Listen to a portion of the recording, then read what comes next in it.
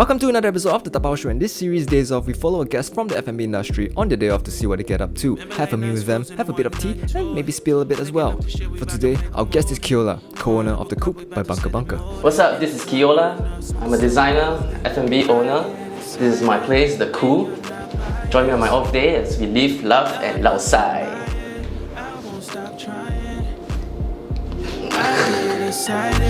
When you're not biased, love is in my head. I won't stop trying. I know you for 6 years from Bunker Bunker. Will you dare say it was the start of all this? Actually, my journey in F&B started way earlier. Since I young, all my part-time jobs were all in F&B. The longest one was a Korean restaurant. The Kim's family at Witima.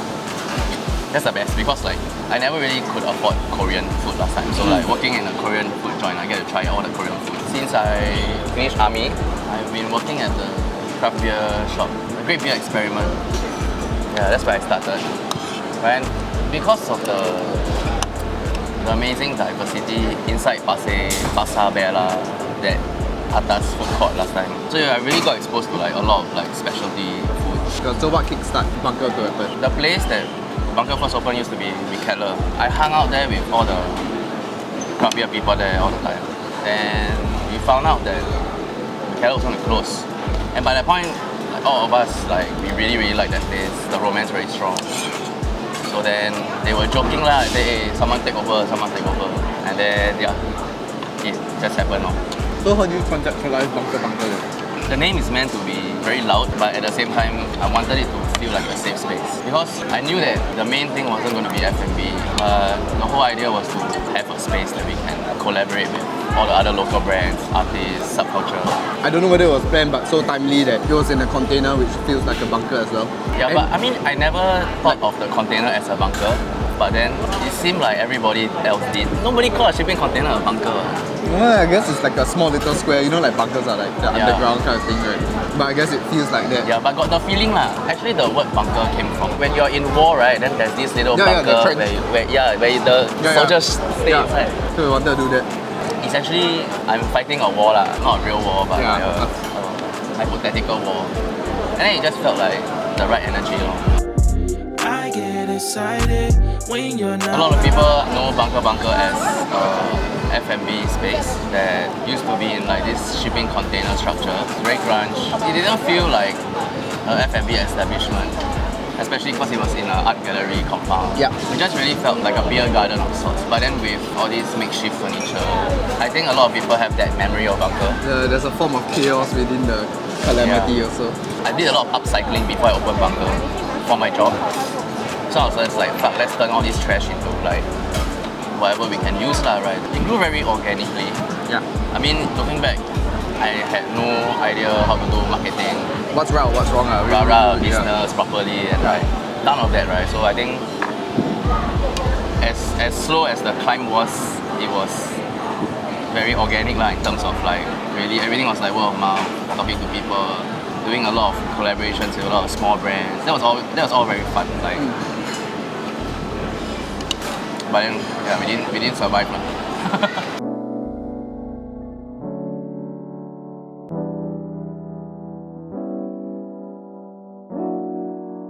As I get to know you better, I realize you are the flavor chaser. Working in a craft beer shop, it wasn't just a job at the start because what I realized, even from day one, my boss was really every week you choose 5 beers, do a tasting with the manager, taste with all your senses, right? You look at the beer, you can determine certain aspects. You smell, you hear. It's a bit strange to go and listen to your drink. Essentially every week I was, taking this tasting very seriously. I've never been a big foodie before, but then after we worked with many different people, tasting many different types of cuisine, the more you taste, then the more you're fuck, I want to taste more of all this nice stuff, right? So then I think that sets you on the journey of going to chase flavors. And even for coffee, growing up, to me it's just that kopi o kosong peng from the hawker center, right? This is ironic, and we're here now at Rough Guys Coffee. I didn't know that Coffee could taste. Coffee, it tastes like cherries, like tomatoes, like fucking mushrooms and biscuits. biscuits and whatever not, right? Tea, coffee tastes like tea. Yeah, and I think once you allow your mind to open up to these kind of things, all the lines blur in terms of like the medium that is carrying the flavor. It blows my mind every time you don't expect a flavor to come out from like certain things, right? So in the new establishment, we move into like pickling and lacto fermentation and understanding all these natural processes that for my journey started with just fermentation in beer, but then like now we are drinking and eating all sorts of like things and understanding that these are all very simple processes that just takes the right amount of love and time, and then you can create all these insane flavors. And just tasting nice things all the way to now trying to create our own flavors as well has just been like a very fun journey. The very basics of fermentation is the first stage to eating clean food. Otherwise would have been poisonous to eat raw.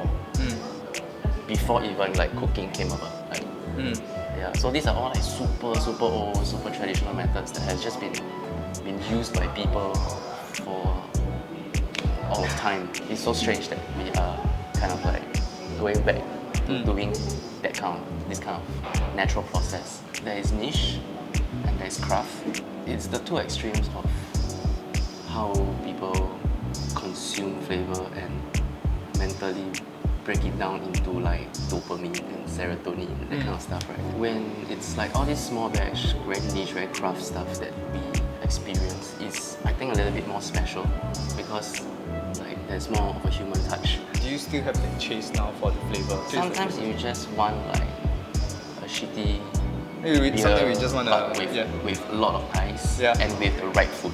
Yeah. But sometimes you want just like that double IPA that is Big. 9%, bold, flavor, intense, and something you can sip on. So it really depends. I think the main difference would be the time and place and the people you're with. Car. Wow, what are the odds, man? Not every day got a car turn here. So this used to be the old, I thought cannot put outside. You got to put outside. maybe during COVID time. So this used to be the old bunker.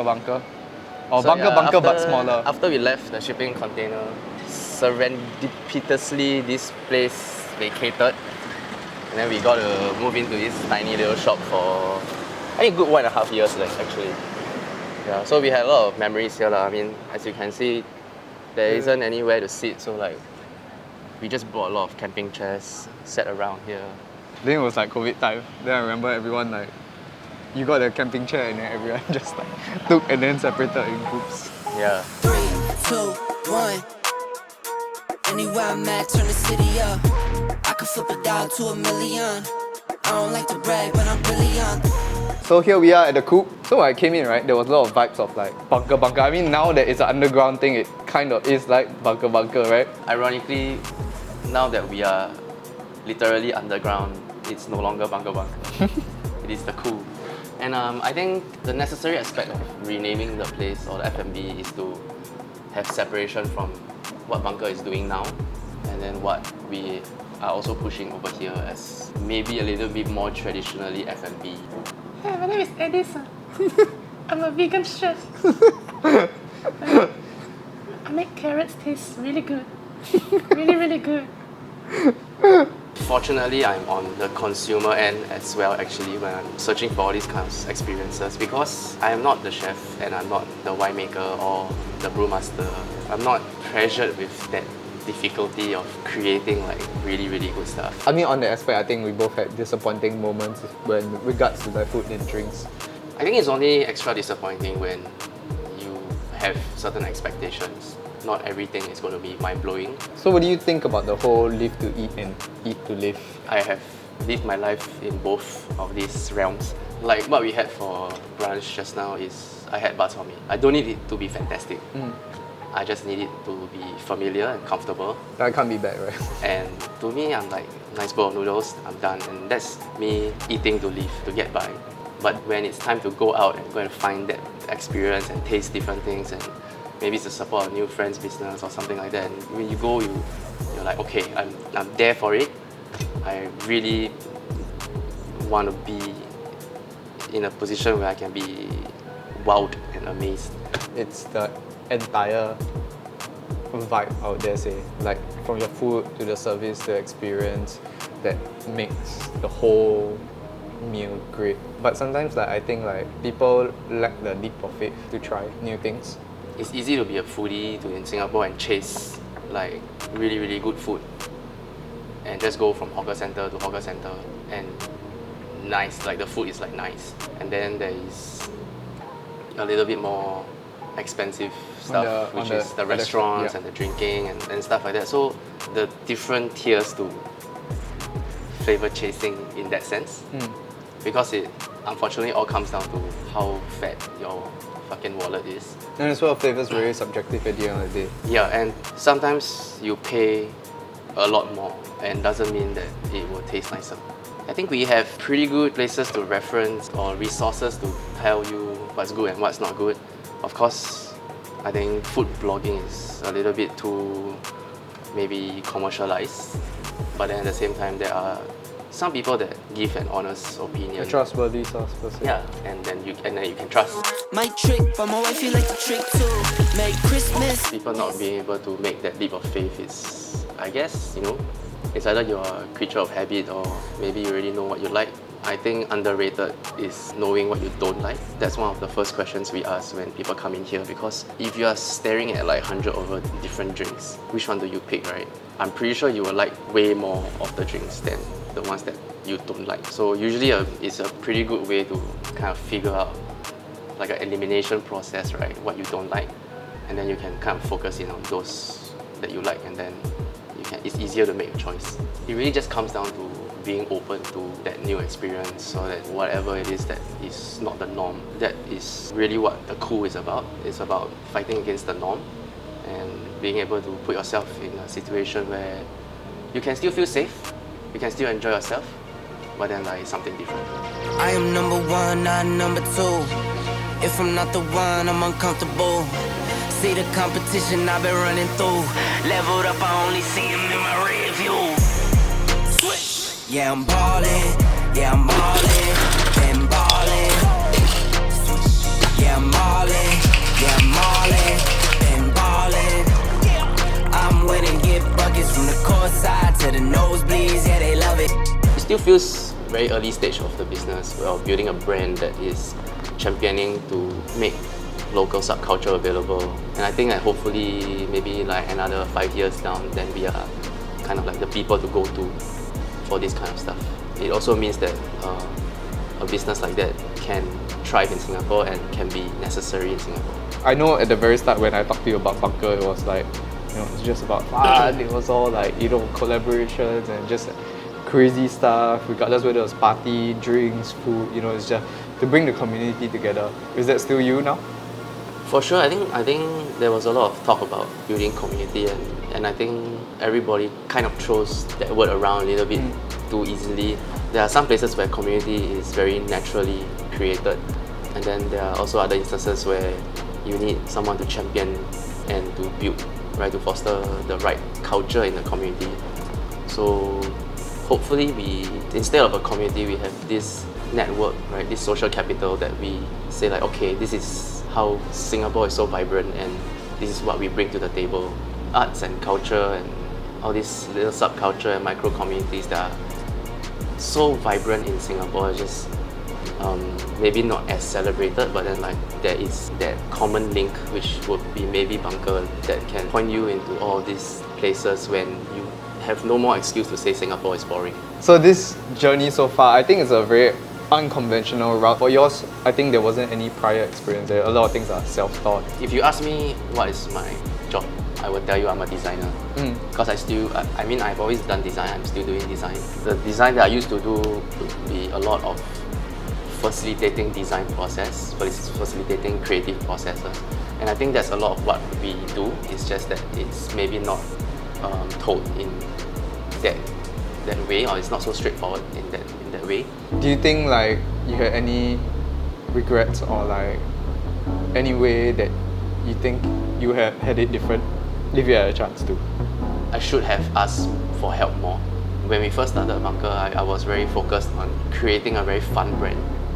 But then I lacked a lot of like the business acumen, and then not even really understanding what a business is in Singapore and like what it takes to run a business. I really fell short on that end. I think having that support system is just too important. Like if you don't have that for any kind of pursuit in life, it's just so much more harder. Business requires a lot of trial and error and trying and failing. Thankfully, I was prepared for all that mentally, but then It's still very trying. realistically, yeah, I don't know like how crazy it will be.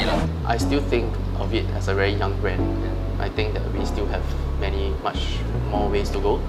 So like, I think we'll have more regrets to create. Back and I stay in it. Hit from the back and I stay in it. He is not damn, don't play with her. She is not damn, don't play with her. I got a